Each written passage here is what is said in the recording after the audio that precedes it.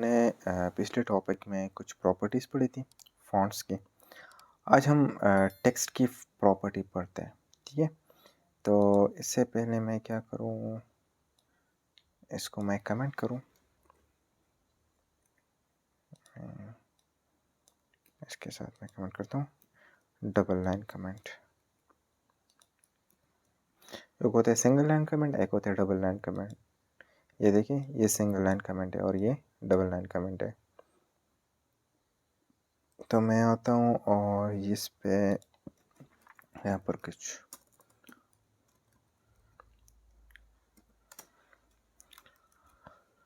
और लिखता हूँ और यहाँ पर आके रिफ़्रेश कर लेता हूँ। तो हो गया रिफ़्रेश।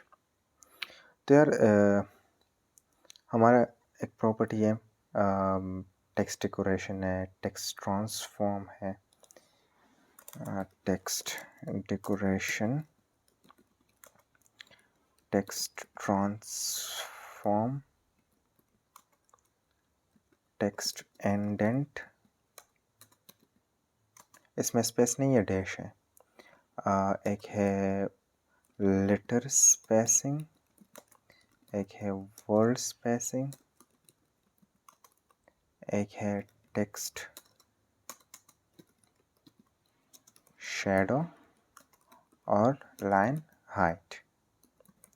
तो अब एक एक करके पढ़ते हैं सारे। तो मैं क्या करूँगा, इसको कमेंट करूँगा और पहले आते हैं टेक्स्ट डेकोरेशन पे। तो अगर मैं यहाँ पर टेक्स्ट डेकोरेशन दूँ, टेक्स्ट डेकोरेशन, तो इसमें देखें लाइन थ्रू है, नन है, ओवर लाइन है, अंडरलाइन है। तो अगर मैं लाइन थ्रू करूँ तो ये मुझे क्या रिज़ल्ट देगा, तो यहाँ पर आके मैं देखता हूँ। ये देखिए, ये इसके ऊपर लाइन खींचता है, ठीक है। अगर मैं करूँ ओवर लाइन, तो ओवर लाइन क्या करेगा, इसके ऊपर लाइन खींचेगा।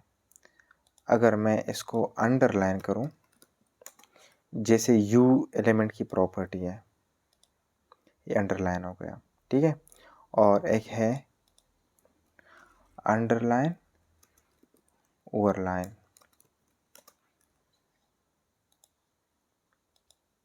ये देखिए, ठीक है। और एक है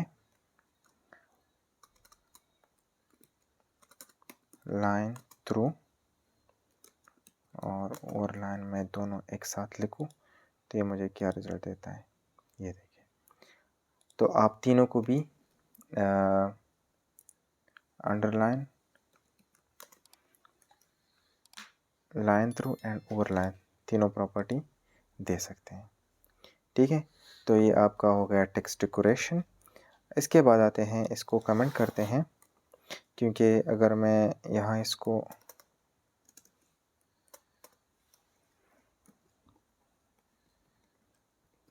कमेंट ना करूँ तो इसका रिज़ल्ट नज़र नहीं आएगा ठीक से हमें। एक है टेक्स्ट ट्रांसफॉर्म। टेक्स्ट ट्रांसफॉर्म क्या करता है, लेट सपोज मैं लिखूँ यहाँ पर टेक्स्ट ट्रांसफॉर्म। तो ये देखिए, मेरे पास जो लेटर्स है, अगर मैं इसको सिंपल ठीक कर लूँ, ठीक है, तो ये क्या करेगा, अगर मैं क्या करूँ, कैपिटलाइज करूँ, तो ये हर एक जो पहला वर्ड है वो कैपिटल कर लेगा, ठीक है। अगर मैं यहाँ देखूँ तो ये स्मॉल है, ठीक हो गया, ये भी स्मॉल है, ये भी स्मॉल है, ये भी स्मॉल है, ये आई, इसमें डी, एसेट में एस, एमिट में ए, दिस में टी, ये स्मॉल है। लेकिन अगर मैं यहाँ देखूँ तो ये कैपिटलाइज हो गया। कैपिटलाइज का मतलब क्या है कि ईच वर्ड आपका कैपिटलाइज करेगा, कैपिटल करेगा, ठीक है। एक है lower case and upper case. अगर अपर केस में करूं तो ये क्या देगा, मुझे सारे अपर में देगा। अगर मैं लोअर केस करूं तो ये क्या करेगा, सारे स्मॉल में कन्वर्ट कर देगा। ये देखिए, पैराग्राफ में पी यहाँ पर कैपिटल है, लोअर में एल कैपिटल है, तो यहाँ पर देखिए एल स्मॉल हो गया और पैराग्राफ में पी स्मॉल हो गया, ठीक हो गया। अगर इसके बाद मैं देखूं कौन सी प्रॉपर्टी है, टेक्स्ट इंडेंट।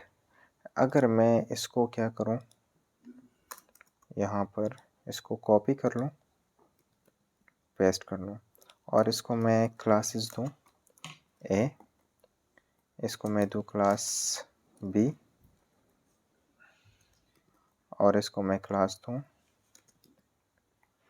सी। और अगर मैं यहाँ ए को एक्सेस करूँ और टेक्स्ट इंडेंट करूँ, इंडेंट लेट्स सपोज 2 पिक्सल्स, तो ये देखिए 2 पिक्सल नज़र नहीं आ रहा ठीक से। मैं 12 पिक्सल्स करता हूँ यहाँ, तो ये इंडेंटेशन देगा। जैसे एमएस ऑफिस में होता है, एमएस वर्ड में, तो ये लाइन को इंडेंट करता है, ठीक है। मतलब ये लाइन यहाँ पर है ऐसे, अगर मैं इंडेंट हटा दूँ और अगर ज़ीरो कर दूँ यहाँ पर, ठीक है, तो ये एक ही लाइन में आएगा, इस तरह से जस्टिफाइड आएगा।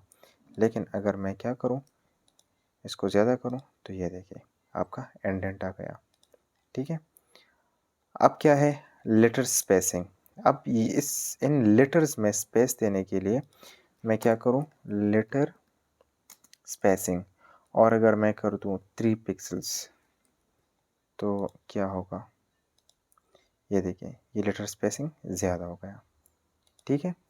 अब अगर एक है लेटर स्पेसिंग के बाद वर्ड स्पेसिंग, तो वर्ड, हर एक वर्ड में ये जो वर्ड्स है ना, इसमें क्या करेगा, स्पेस देगा मुझे, ये देखिए इस तरह से वर्ड, ठीक है। तो मैं क्या करता हूँ, अगर यहाँ लिखूँ और लेटर एक एक लफ्ज़ में मुझे स्पेस देगा, वर्ड स्पेसिंग 3 पिक्सल्स, और मैं इसको क्या करता हूँ, फ़िलहाल के लिए हटाता हूँ।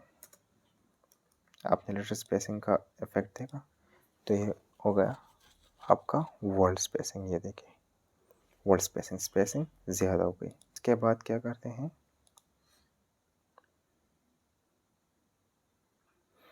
Text shadow.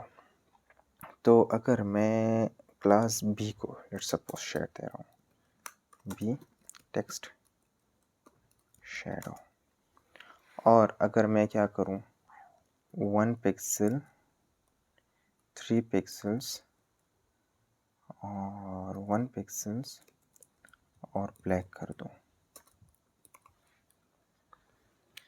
यहाँ पर आके मैं रिफ्रेश कर लेता हूँ, तो ये देखिए अब इसका मतलब क्या है, 1 pixel offset x, x axis पे ऑफसेट देगा, मतलब left and right.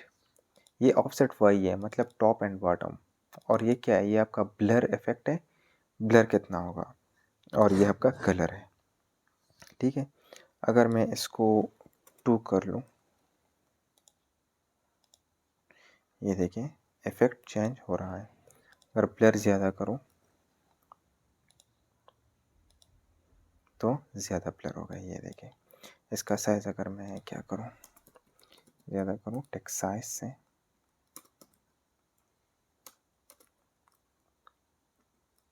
Font size sorry 20 pixels, ये देखिए आप, ठीक है। तो आपको ये शेडो इफेक्ट, अब यहाँ पर अगर आप देखें और MDN पे जाएं, तो क्या देगा आपको, बहुत सी प्रॉपर्टीज़ देगा।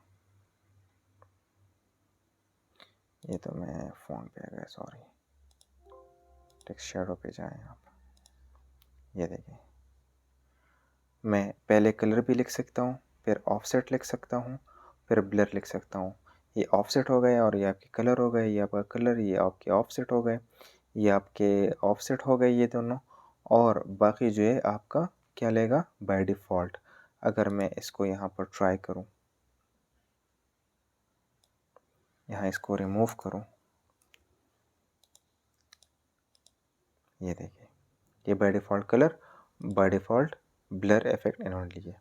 तो यहाँ पर आप देखें पूरी डॉक्यूमेंटेशन पड़ी हुई है, ठीक है। अब लास्ट क्या है, लाइन हाइट। तो लाइन हाइट अगर मैं P में दूँ यहाँ पर, तो लाइन हाइट क्या करेगा, लाइन हाइट, और मैं 3 पिक्सल्स कर लूँ, तो आप देखिए ये क्या करेगा, इन इन इन जो ये पैराग्राफ्स हैं, इनके दरमियान जो स्पेस है यहाँ पर, ये लाइन हाइट है आपका। अगर मैं 30 कर लूँ लेट्स सपोज, तो ये देखिए आपका लाइन हाइट। तो आई होप आपको समझ आ गया होगा। अगर आपको कोई भी चीज़ की समझ नहीं है तो आप मुझसे कमेंट सेक्शन में पूछ सकते हैं। Till then keep learning and stay tuned. Thank you for watching.